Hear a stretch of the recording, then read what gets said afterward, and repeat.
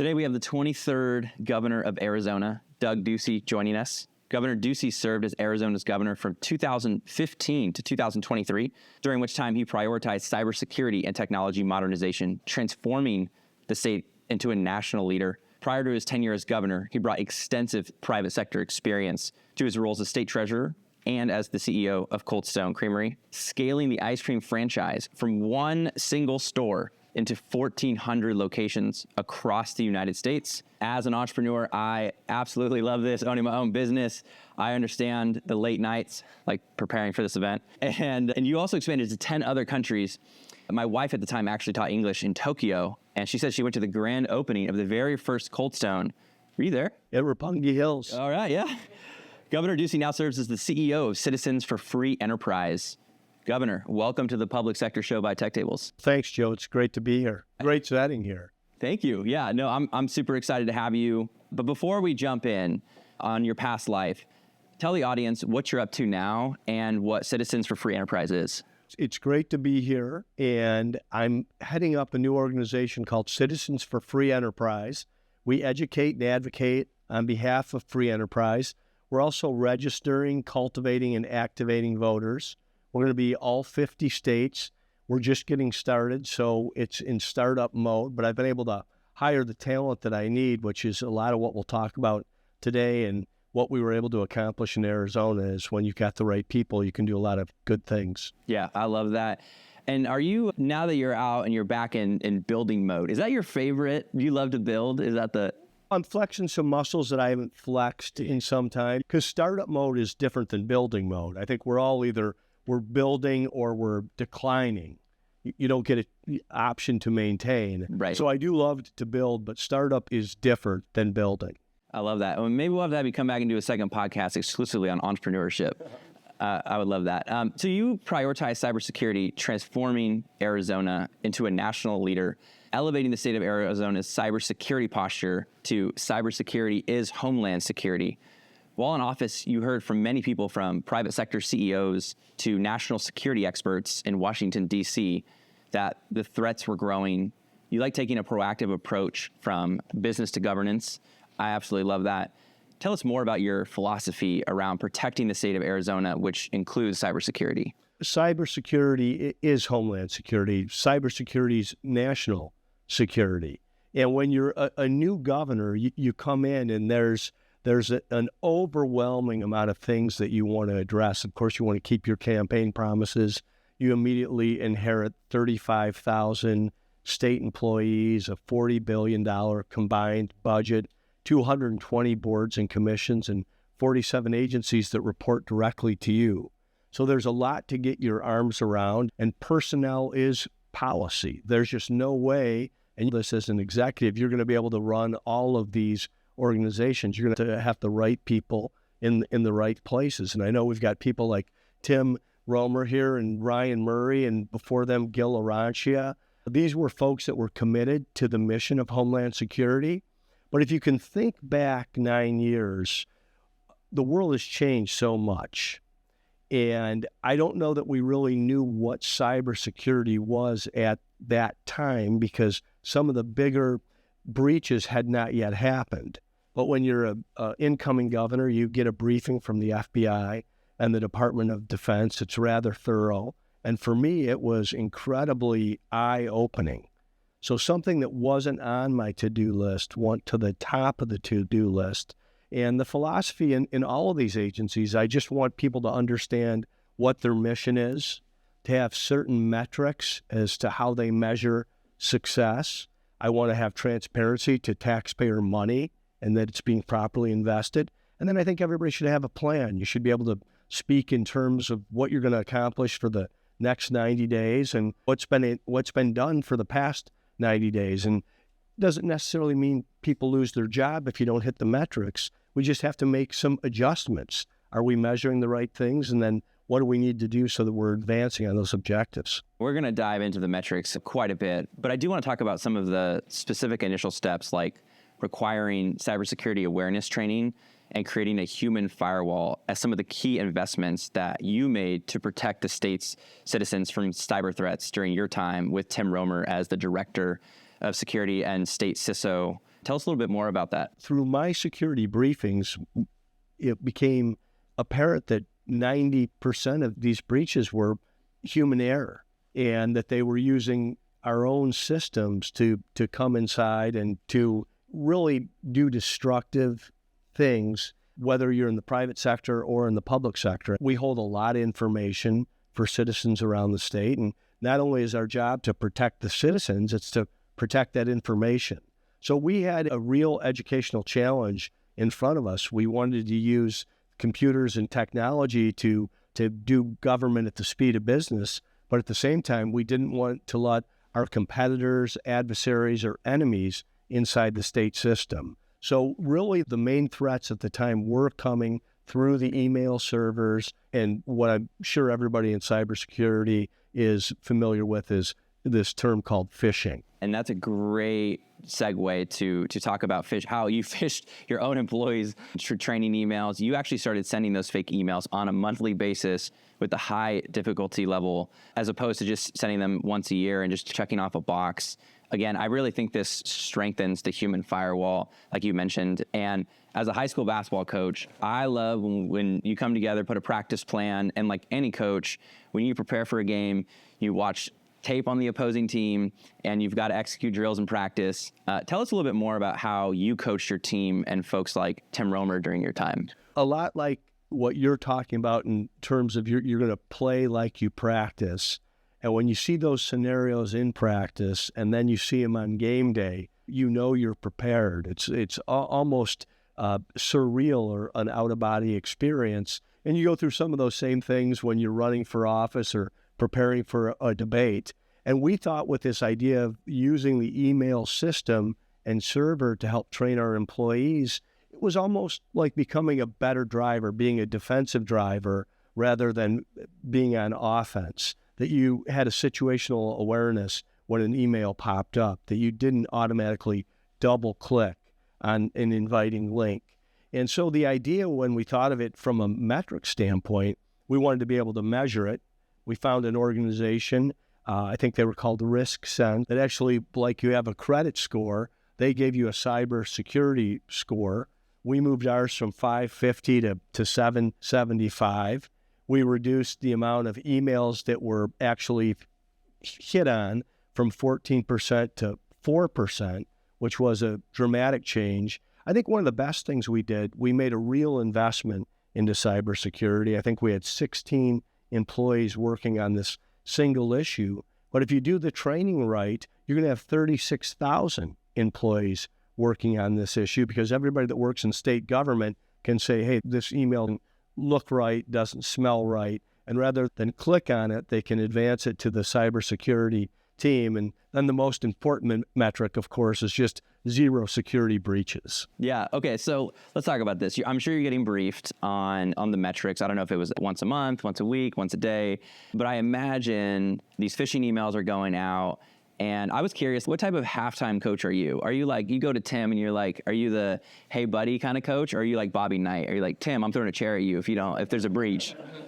I grew up in Ohio, and Bobby Knight was the sixth man on that 1969 national championship team. So there's a lot of affection for him, but I don't think that his style works today. Yeah. So I would be much more of a halftime coach on, hey, where are we and what adjustments do we have to make? That's the great thing about metrics, and we see it so often, especially this time around the Final Four. We all know what the score is and what teams are excelling. But when you can drive that through an organization, all kinds of good things happen because you have an awareness of where you are and if you're going in the right direction or the wrong direction. And that's why I think I think there was some fear in Bobby Knight's locker rooms. I think the coaches today that are excelling are driving fear out of the locker room so that people can actually talk about what they're seeing in their organization or their corner of the world, and then work with a good coach to make those proper adjustments to get whatever resources or personnel or technology they need to address it. When you go to the ACTIC Center, and this was one of the first tours as an incoming governor, because you don't go in there as a candidate, you're able to see in real time the amount of cybersecurity challenges that we have on an hourly basis. And it's a bit mind-boggling because they only have to be good once. We have to be good all day, every day, 24/7. 100% right. I watched as prepping for this interview, I watched your farewell address to Arizona. And there was a part that you said that I really liked. You said, in this job, I tried my best to do what I did as an entrepreneur, state the vision, set a goal, and work with talented people to get it done. Governor, you brought an entrepreneurial mindset and approach to your role as governor, particularly through the implementation of the Arizona management system. You've already hinted on and touched upon some of the metrics, but any key principles from your private sector experience at Cold Stone that maybe help shape the system? Leadership matters. And with a job and responsibility as large as the state of Arizona, the people that you bring on are going to make the difference. In so many ways, you are in the people business because you ran for office and the people selected you. But you're also in the persuasion business. If you believe in what you ran in that vision, it's helping people understand we're advancing these ideas and moving them forward. But at the end of it all, you really are in the people selection business. When you put the right person in the right spot, all kinds of good things happen. And I think as a leader, you talk about the difference in coaches from kind of old school to what excelling today. If you bring somebody on and you give them a ton of responsibility, you've also have to give them the authority to make decisions. And I really found that you can attract incredible people to do this. People want to run fast. They want to make decisions. And I think you should have a bit of an entrepreneurial mindset, but at the same time, I saved the entrepreneurial part of it for policy. I wanted Arizona to innovate. I wanted us, when I came into office, there were so many things that Texas had done that I had run. I said, why is Texas leading in so many of these different categories on economic development? Barack Obama would have never been able to claim the recession was over if it wasn't for Texas. America had lost 1.4 million jobs, and Texas had recaptured 1.9 million, a single state. They were the only state that didn't participate in the 08-09 recession. And I thought there's no reason Arizona can't be that kind of economic juggernaut. And I wanted to be the lead spokesperson and salesperson for that. So it probably took me about 18 months to apply everything good that Texas had done. And then I came back and said with my team, I want to be the exporter of good ideas. What hasn't been done anywhere else in any other place that we can do in Arizona? I don't think that state government so much should be cutting edge or bleeding edge. You want to find proof of concept in the private sector and then bring in those best practices. One good thing that we did was go from a data center-driven cybersecurity strategy to using Google and the G Suite and cloud technologies. And we were able to take something that was outdated and wasn't giving us the responsiveness that we need to actually, I think, get rid of that center and put it to more effective use, and at the same time be more accurate in what we were doing in protecting state government and the citizens of the state.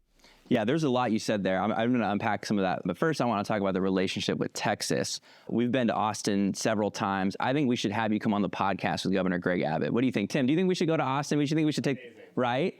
Yeah. Okay, we should definitely have you come back on the pod. And you also mentioned something really great. Arizona had their on-prem, and they moved everything, their cloud-first strategy, which you just hinted on, which is absolutely fantastic.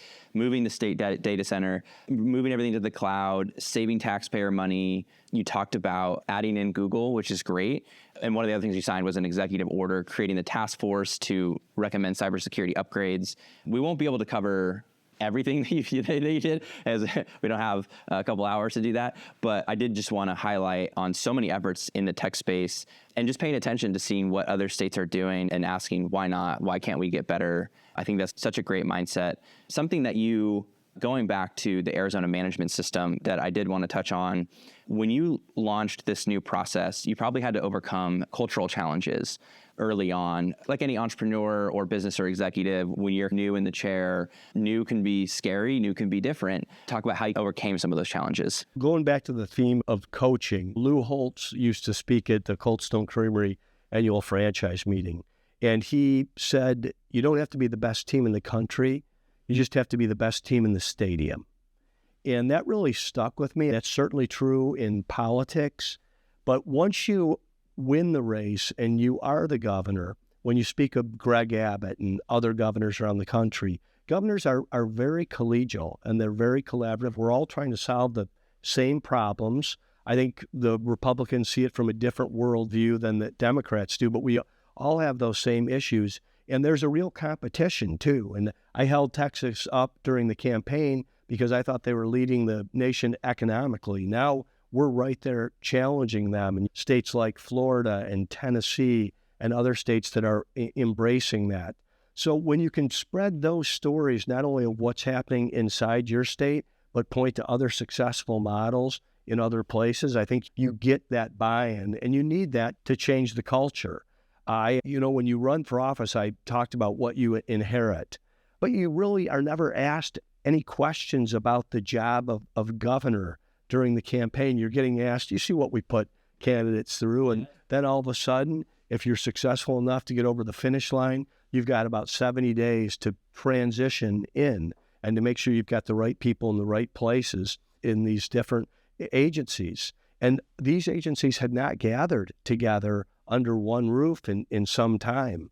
And as governor, I convened them and walked in the room. I had some prepared comments ready, and I could just hear what people were thinking.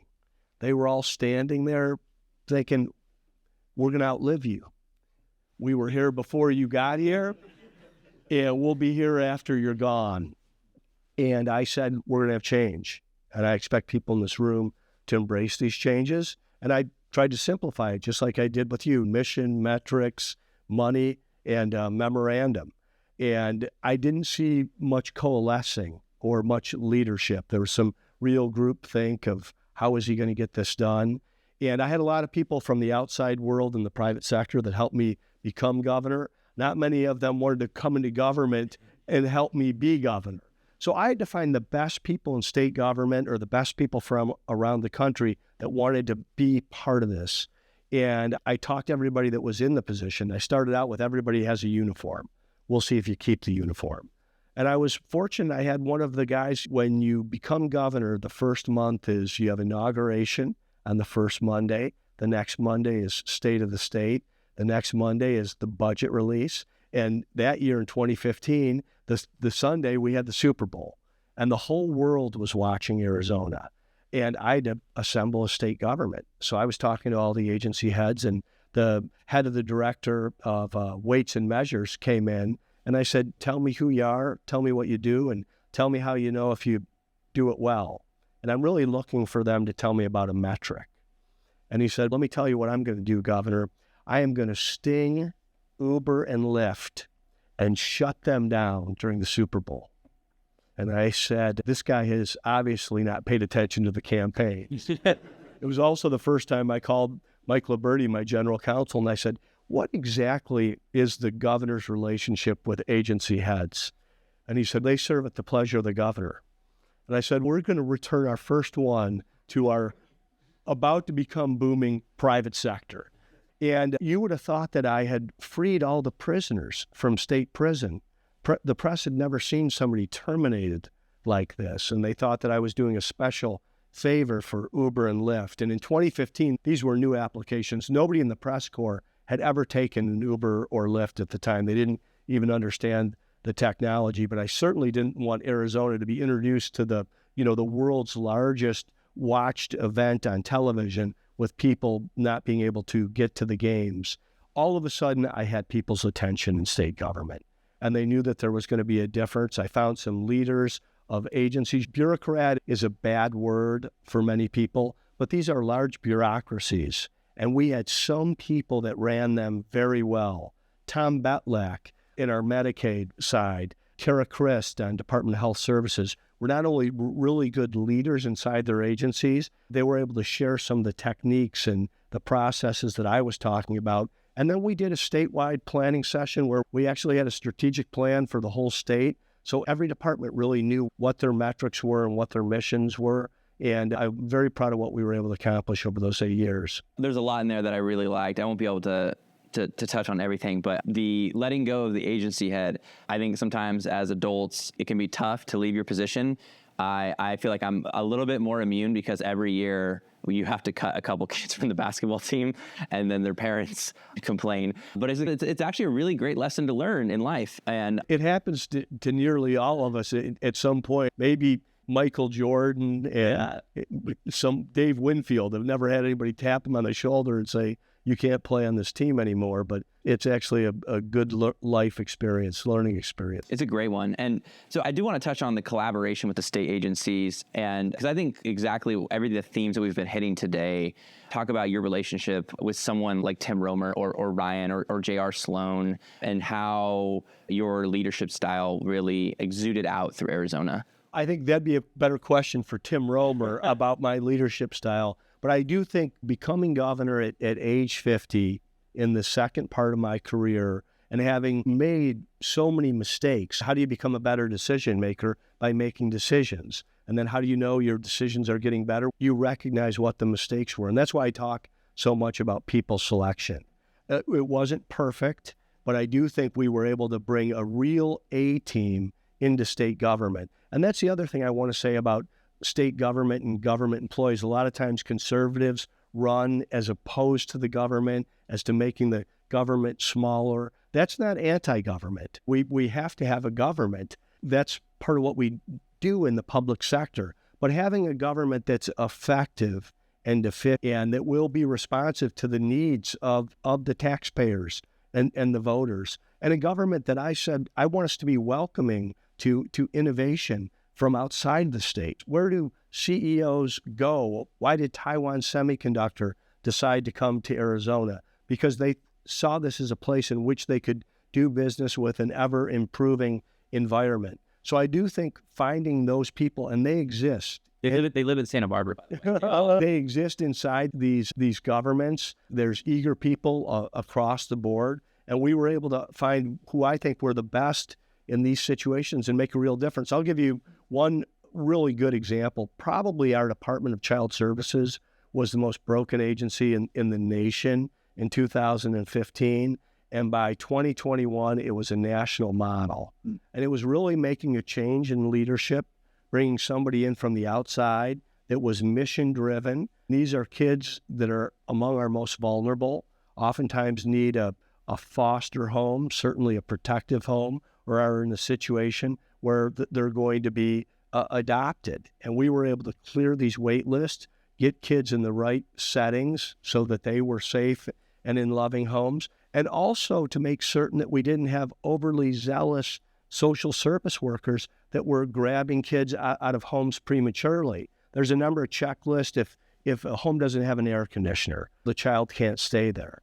But there's also ways to get that air conditioner fixed before the state, which the state is not a very good parent, takes custody of the child. So we were able to work with the private sector, we're the public sector, and then we were able to work with the church community as well of, hey, do you have guys, parishioners that are repairmen, that have spare cribs, that have things that they'd otherwise sell at Goodwill, that could keep a child in a setting, in a difficult crisis type situation, but where it was the right thing for them. That was leadership. That was bringing the right person in, just as somebody who had a real giving mindset to help fix child protective services. Tim Romer was able to come in and follow Gil Aroncia in Homeland Security, saying that the threats are different and these threats are new. And this idea of irregular warfare or asymmetrical threats, this is really what the future is going to be.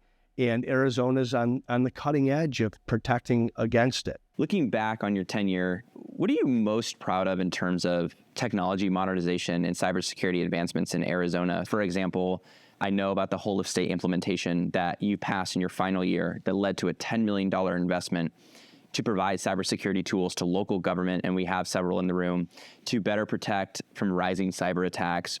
Tell us more about your lasting legacy around whole of state. You already mentioned the cyber readiness program, but specifically around whole of state and the cyber command center. You nailed it with whole of state. I think this is a model that other governors should embrace and then build on. You want to protect not just state government. There's 91 other governments, city and municipal, inside the state, but you're really trying to protect the citizens of the state and to look at this from a cybersecurity and Homeland Security perspective is a mindset I think people can understand.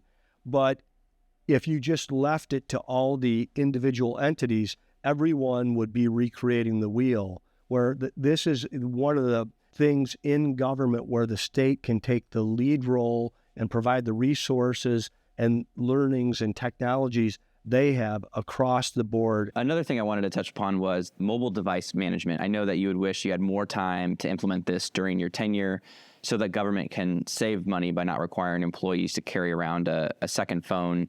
You didn't get a chance to do that, but I'd love to hear you speak about the mobile device management program that you wanted. Yeah, that's part of the whole of government approach. Of course, we had to go first things first, but I think we could save the state a lot of money. There's really no reason for every state employee having to have an additional state-issued phone. There's a way to protect what their government work is on their own phone, protect state government, and protect the taxpayers. And that's something that I think would make their life a little bit easier, more efficient, give them some more work-life balance, and also save the state a lot of money, as well as there's a lot of people that come into state government. People, of course, when you're an elected official, you leave state government, you return the phone. There's a lot of tracking duties as well. And I think this would make this a lot easier and effective. That's great. That was absolutely fantastic. We're going to move, because I know one of the most popular things is people really want to get pictures with you, so I'm trying to squeeze in a little bit more time. But before we end this podcast, I hear you're a huge sports fan. So I want to wrap up with a rapid fire round. Some are softballs, some are a bit harder. First one,